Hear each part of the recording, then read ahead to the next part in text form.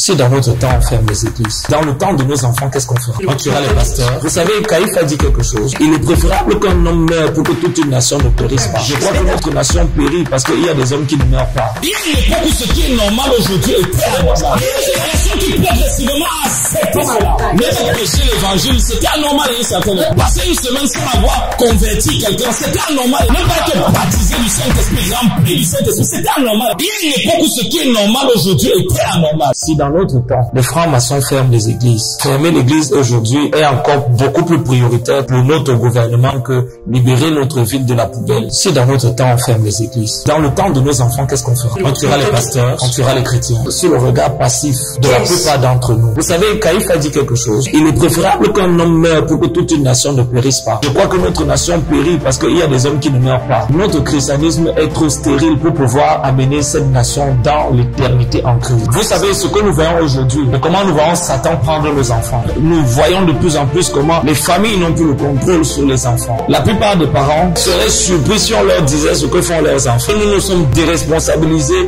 de l'éducation chrétienne de nos enfants à la maison pour la confier à l'église et la confier au gouvernement. L'église, plutôt que de poursuivre la vocation première qui lui a été donnée, c'est-à-dire de christianiser les nations, a commencé à être un lieu de commerce, un lieu de trafic, un lieu de sensationnel, de spectacle et surtout de scandale. Ces choses sont arrivées subtilement, très doucement. Et à mesure qu'elles entraînent, nous étions en train de voir Dieu sortir. Et d'une génération à une autre, ce qui était anormal a commencé à se normaliser. Arriver à l'église en retard, c'était anormal à une certaine époque. Ne pas prêcher l'évangile, c'était anormal à une certaine époque. Passer une semaine sans avoir converti quelqu'un, c'était anormal à une époque. Ne pas être baptisé du Saint-Esprit, rempli du Saint-Esprit, c'était anormal. Il y a une époque où ce qui est normal aujourd'hui est très anormal. Il y a une génération qui progressivement a accepté cela. Il y a le compromis d'un jour et qui est devenu le compromis de toute une vie. Et c'est une génération a toléré, notre génération l'a épousé. Il est inconcevable qu'on puisse entendre que le pasteur sort avec les filles à l'église. Le pasteur s'assoit avec les filles à l'église pour faire le commérages. Dans les églises où on a grandi, les hommes étaient d'un côté, les femmes étaient d'un côté. Il a poussé par les frères et une sœur seule. Dans notre génération,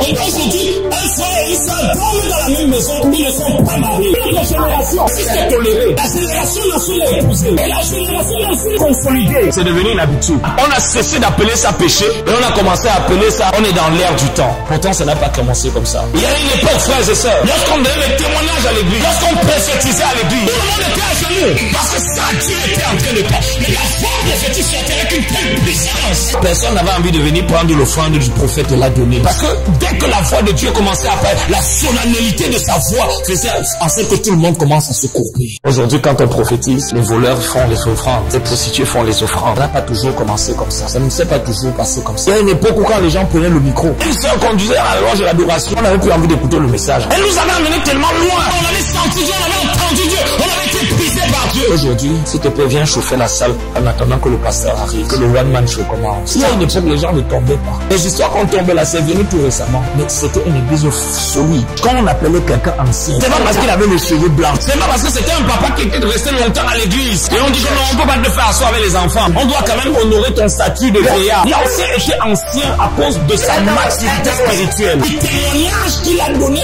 à l'église dans la gestion pratique et l'expression pratique de Christ. Il y a une époque où on nous appelait les églises qui pleurent. Parce qu'on pleurait pour les perdus. On pleurait pour un monde qui est en train de se perdre. On pleurait pour une génération qui est en train de s'éloigner de Dieu. On pleurait pour nos femmes, pour nos enfants, pour nos parents. On nous appelait les églises qui pleurent parce que le message était tellement puissant. Chaque dimanche, on savait qu'on allait écouter le message d'un homme qui a dormi avec Dieu. Il a fini avec Dieu. Il a été avec Dieu toute la semaine. Il a consolidé la foi de plusieurs. Il a donné la direction à ceux qui sont perdus. Il a apporté la restauration à ceux qui sont captifs. Aujourd'hui, ce que nous appelons faiblesse, dans une autre génération, était appelé abomination. Et progressivement, une autre génération l'a appelé péché. Une autre génération a dit c'est une faiblesse. Et une autre génération a dit ça arrive à tout le monde. Au fur et à mesure qu'on baissait les standards du christianisme, il y avait un banc au fond de l'église. Tous les rétrogrades, on va les faire asseoir là-bas. Je ne dis pas que c'est bien, mais je dis que les standards étaient si hauts. Quand tu avais passé un niveau, tu savais. Tout le monde disait à l'église, c'est ça, frère. Faut que les autres suivent ce modèle. Nous, on est arrivé à la fin de cette ère. On a été suffisamment in between pour vivre ce que c'est cette époque où il y avait un véritable et authentique christianisme. Un frère ne pouvait pas se perdre. Les anciens, la semaine là, ils allaient jeûner, ils allaient prier. n'allait pas seulement l'appeler, on n'allait pas seulement visiter, mais tu allais voir le frère revenir. Parce que l'église avait les anciens, l'église avait les pères et l'église avait les mères. Aujourd'hui, frères et sœurs, les standards ont été baissés. Et c'est pour ça que je vais vous poser la question. À ce niveau où nous ne faisons que baisser les standards, à quel niveau du standard nous allons laisser l'évangile à la prochaine génération?